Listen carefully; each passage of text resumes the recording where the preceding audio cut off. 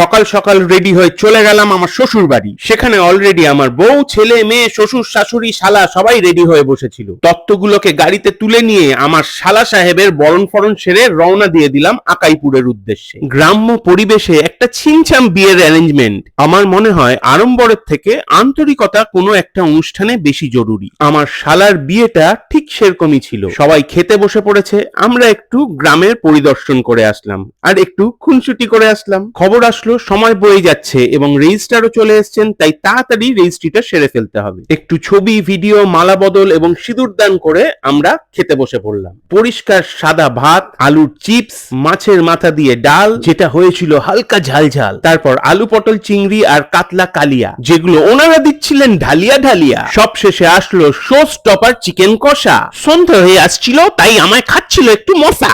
Jokes apart, খাওয়া দাওয়া দারুণ ছিল, সঙ্গে রাতের পরিবেশও অসাধারণ।